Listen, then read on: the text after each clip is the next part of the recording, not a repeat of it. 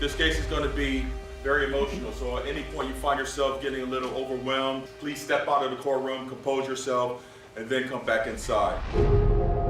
This was the case that just has followed me from that night. It's still hard to believe two people did all those horrible things to him.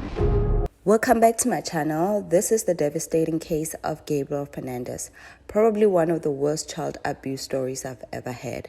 This case can be quite triggering as it shares the in-depth details of child abuse. If you're not in a mental and emotional state for such details, you're free to click away from this video and I will completely understand. For those that will be joining me on the journey to create awareness of the case of this young innocent boy, whose life was taken way too soon, brace yourself because this case is deeply heartbreaking. This case takes place at the Palmdale Apartments in Los Angeles, California. Palmdale was known to be a crime-stricken area during the early 2000s. Here we meet Pearl Cynthia Fernandez. Pearl was born on August 29, 1983, making her a Virgo, born to Robert and Sandra Fernandez. During her childhood, her father was in and out of jail, and Pearl claimed that her mother did not love her and would hit her as a child. This point is quite interesting taking into account what happens in this case. At the age of 9, Pearl began using methamphetamine and drinking alcohol. At the age of 11, Pearl decided to run away from home. She dropped out of school in the 8th grade. As a teenager, Pearl claimed that her uncle attempted to rape her, and that some man had held her at hostage for a period of days, taking turns raping her, which led her to having suicidal thoughts while at the hospital recovering. Pearl became pregnant with Gabriel when she was 23 years old, and already she had 2 older children, Ezekiel and Virginia. The 3 shared the same father, Arnold Contreras. I went down the rabbit hole in trying to get more information about Arnold Contreras, but what matters for this case is that he was in and out of jail. During the time of Gabriel's abuse, he was incarcerated of charges pertaining to robbery and possession of illegal substances.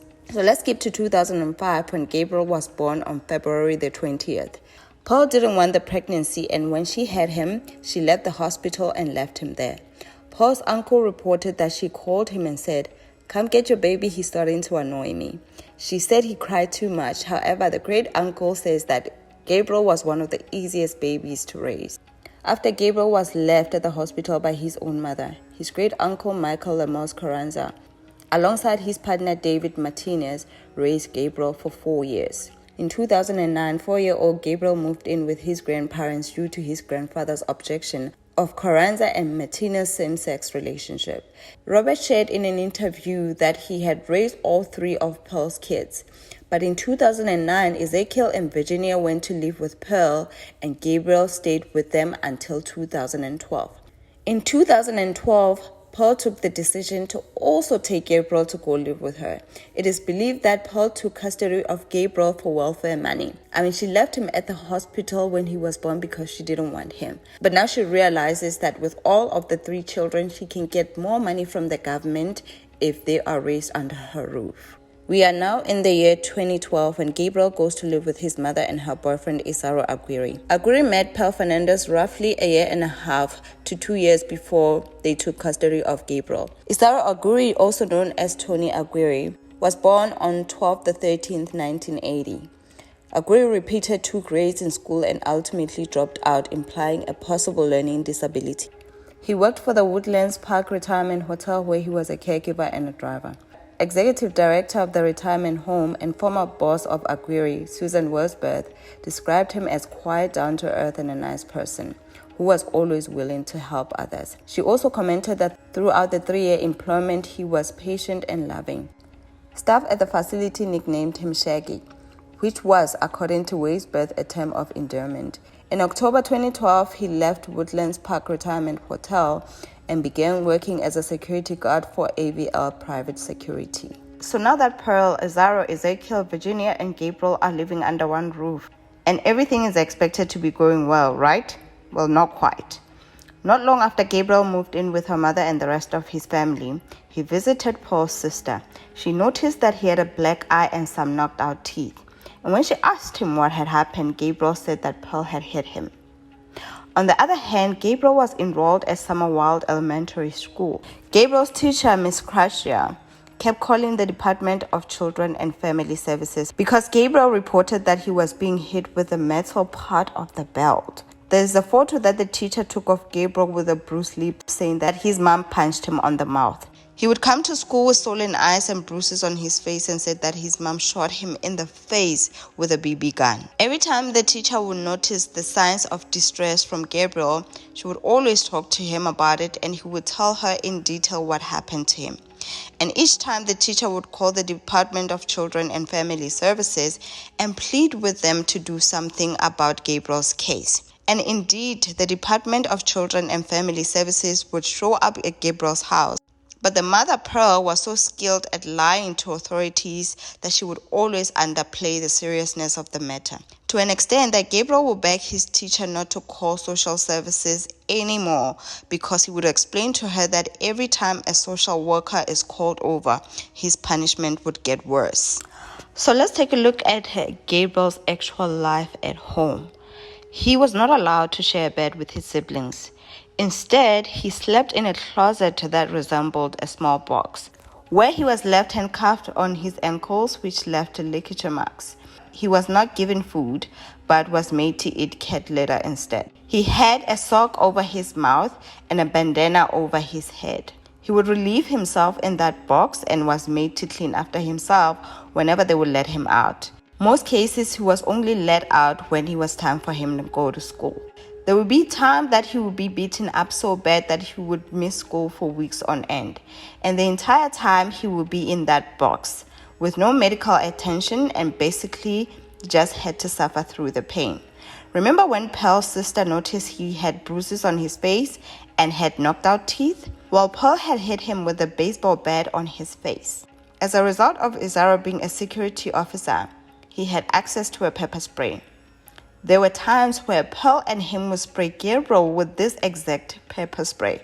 So sometimes when the social workers came over, he would still be in that box. And Pearl and Izara would lie to the social workers and say that Gabriel was out playing with his friends. And in most cases, the social workers never insisted on seeing Gabriel for themselves or talking to him alone without Pearl and her boyfriend being present.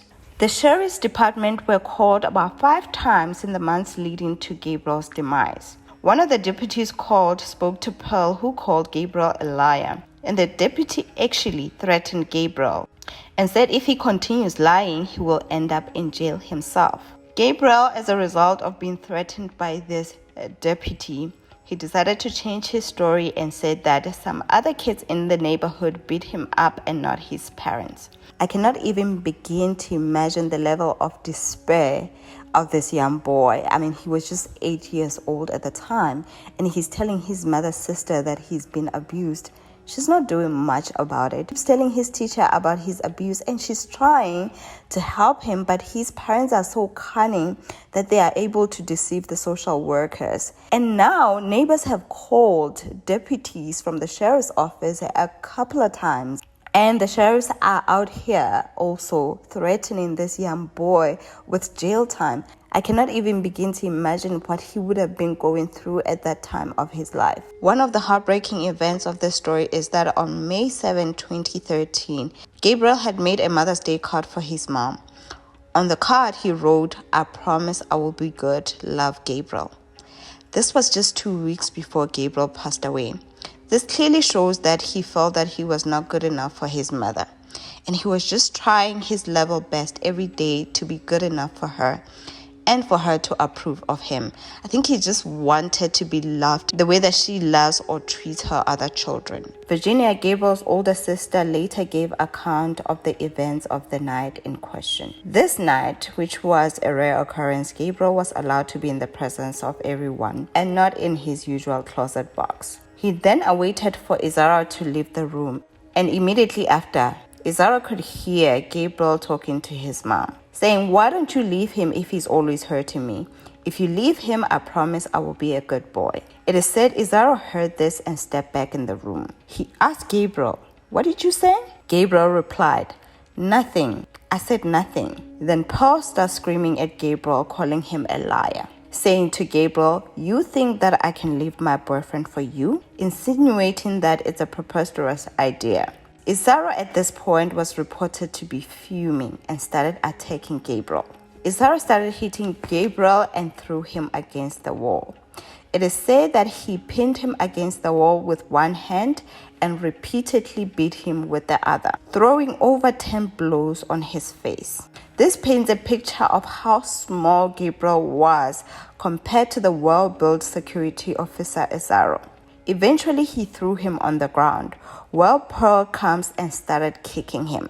Virginia reported at this point, Gabriel stopped breathing.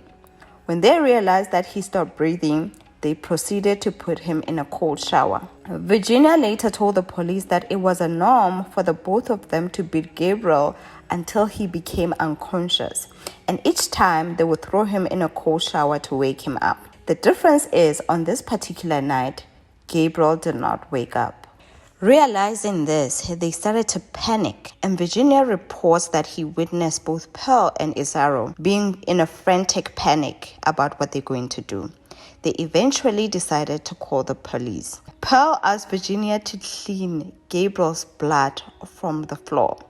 And since Gabriel had been put in a cold shower, they thought that the blood would not be visible when the police arrived. But one thing about blood from a wound, it will keep flowing. Pearl also tells Ezekiel, Gabriel's older brother, to tell the police that they were playing and he fell. Isaro then calls 911, but the first responders found no blood on his clothes or on his hands. Yet Gabriel's body was covered in blood, proving that he did not bother with CPR as he was advised to do. Upon on arrival, the first responders were not ready to witness the state of Gabriel's body. He had abrasions to the face, bite marks, rib fractures, skull fractures, holes on his body from being shot with a BB gun, burnt spoon marks on his legs. He had ligature marks on his ankles, choked marks on his neck, bruises on his chin. He had blunt force trauma to the head, which was proven to be as a result of being beat with a baseball bat.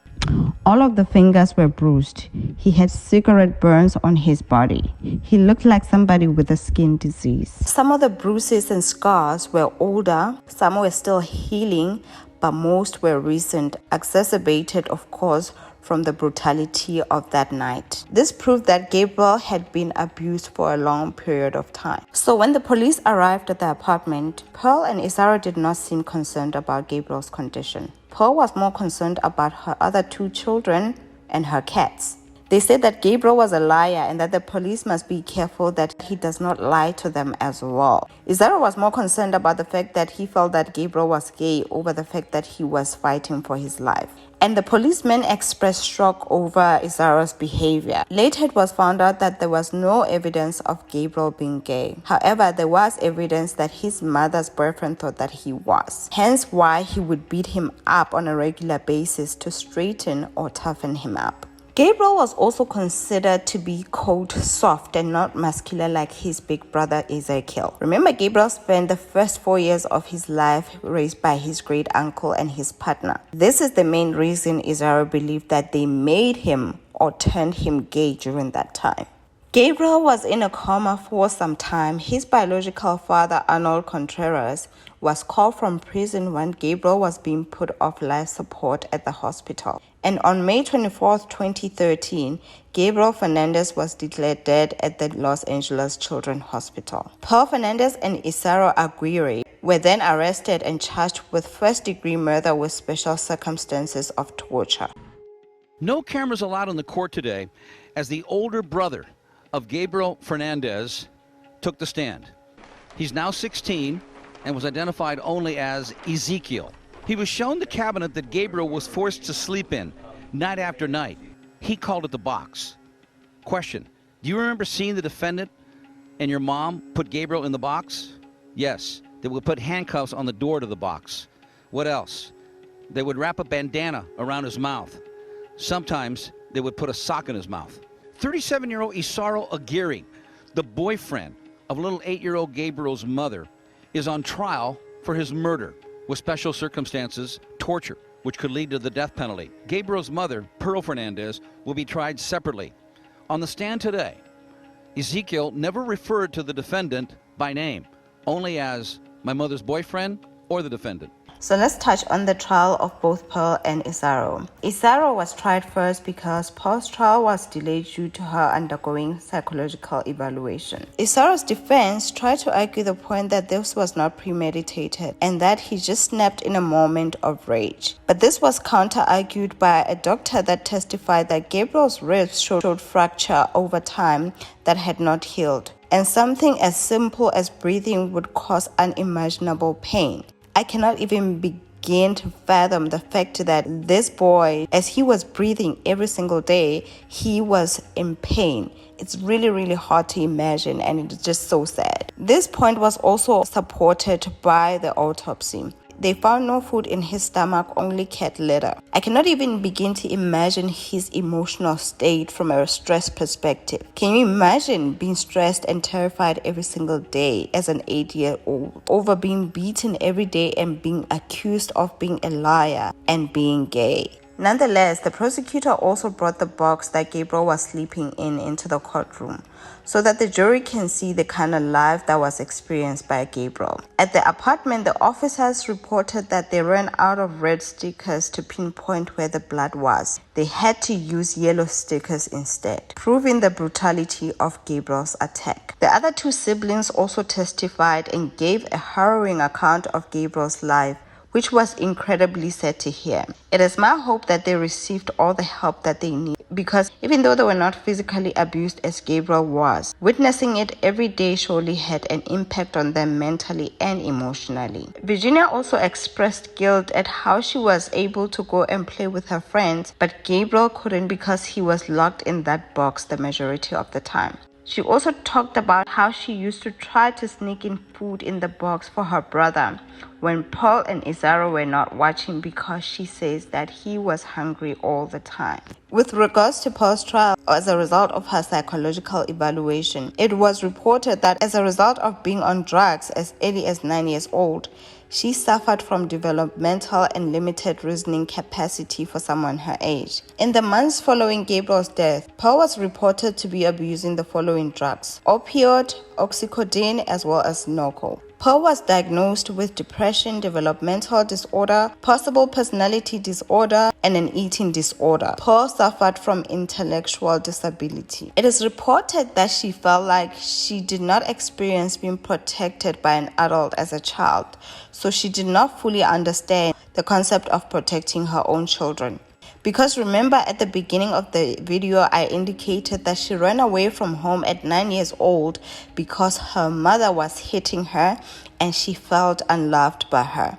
Well, she treated Gabriel more than 100 times worse than she claimed she was treated, which is quite an irony. Personally, I don't believe Pearl's story about not feeling protected as a child and not knowing how to protect her own child, because she treated her older children very different to how she treated Gabriel, which means she was capable of loving and protecting her children. Gabriel was just the exception. However, with that said, Pearl was sentenced to life in prison without the possibility of parole. Isaro was sentenced to death. Pearl was 34 and Isaro was 32 when they were sentenced in 2018. Isaro is still on death row at the San Quentin State Prison in California. Pat, the judge told that couple that he hopes that they wake up at night and are tortured by thoughts of what they've done to this young boy. This is a case that has really touched so many because of the sheer brutality of the torture and abuse of this young boy by the two people who should have been taking care of him. The conduct was horrendous, inhumane, and nothing short of evil. After calling this the worst case of abuse he has seen in his 20 years on the bench, Judge George Lamelli sentenced Isaro Aguirre to death for torturing and murdering 8-year-old Gabriel Fernandez. His girlfriend, the boy's mother, Pearl Fernandez, received life in prison for her role. It is unimaginable the pain that this child probably endured. Gabriel had a cracked skull, broken ribs, burns, and BB pellets lodged in his body. I want to say I'm sorry to my family for what I did. I want to say I'm sorry for this, what happened. I wish Gabriel was alive. every day I wish that I made better choices. Aguirre didn't speak in court, and neither did the boy's biological father, who is in custody on an unrelated charge. But he said he wanted to listen to the sentencing and to the other family members who spoke at the hearing. Gabriel had unconditional love for you, and you took advantage of that, knowing he will never turn you in. But Gabriel's teacher, Jennifer Garcia, did report the abuse to a hotline. However, social workers left Gabriel in the home where he was tortured and starved and eventually beaten to death by Aguirre and Fernandez. And I know I'm not alone in hoping that they experience the same abuse in their lifetime and worse. They are evil people for what they did. She described Gabriel as a kind and helpful boy. She no longer uses his student number. I don't assign number 28 to another student because I feel that it's only his number now. And it's a way for me to honor him in my classroom. 5 years after the young boy's death, justice. I'm just doing my job. That's it. Deputy DA John Hitami, a father of 2 young children, was emotional. And I think Gabriel's affected everybody, including me. Many of the family members in court today wore T-shirts with a little boy's picture on the front that said "Justice for Gabriel" on the back. They read, "It's not over." Trials are now planned for the social workers and their supervisor. I'll send it back to you in the studio. So in trying to sum up this case, the first question that I had at the beginning was, if all these children were doing well with Paul's parents, why did she take them in? This was for financial gain because she was getting welfare checks per child from the government. Secondly, the reason why Gabriel was treated different was because both Pearl and Isaro were homophobic and believed that because Gabriel spent the first 4 years of his life with a gay couple that for some reason they turned him gay, which is absolutely ridiculous. Even though this case had a hate crime aspect to it, the prosecutor decided to focus on the main charge because it carried a death sentence. I do not want to add this information in the middle of the case. I wanted to touch on the 4 social workers that were part of Gabriel's case. Their names are Kevin Broom, Stephanie Rodriguez, Gregory Merritt, Patricia Clement. They were later charged with child endangerment resulting in death and falsification of public records. And this is due to the fact that basically they just took what the mother said and closed the case. There were no follow-ups with the teacher at the school. Gabriel was never subjected to medical checkups on all the reports that the teacher had made. The social workers also wrote in their reports that Gabriel was attending school regularly, yet the teacher reported that he would miss school for days at a time. The social workers reported that the BB gun marks on Gabriel's body was as a result of the kids in the neighborhood. And they said that the family shows improvement in terms of all concerns raised with Gabriel. There was nobody charged that was marked to keep record of the bruises on Gabriel's body. One of the social workers even forged the date the report was finalized to mark it as though it had been marked earlier than it was. They said that they prioritized family preservation over separating children from the biological parents and justified that taking the child away was always their last resort. Unfortunately, the 4 social workers were acquitted of all charges against them. But I do believe that the case prompted other social workers to take their jobs a little bit more seriously, as it was unheard of before they were charged for a social worker to be held accountable for deliberately missing important information or not following procedure which could have prevented the death of a child. 2 weeks after Pearl and Isaro's sentencing, a 10-year-old Anthony Avalos died on the 28th of September 2013 in Lancaster. The mother also said that the boy had fallen. It was the same mom and boyfriend dynamic. He also had serious injuries and cigarette burns on his body. It was reported that there had been a history of abuse. Food was also withheld from him. He was denied access to the restroom, and other kids were encouraged to hurt him. And once again, he was treated this way because it was believed he was gay. I wanted to mention this case because it happened a few months after Gabriel's case, and it also shows how homophobic this community is, which is just unfortunate. This was such a heavy case to cover. My heart goes out to Gabriel's family, especially his siblings, his teacher, and friends from school. I would have liked to see Pearl receiving the same sentence as Isaro. more so because she had more responsibility towards Gabriel as his mother. Well, that's it from me. Please check out The Trials of Gabriel Fernandez. It is a 6-part crime documentary that premiered on Netflix in 2020. It was a great source of my research. It is intriguing, emotionally draining, but definitely worth a watch. Thank you for watching. I'll see you at my next video.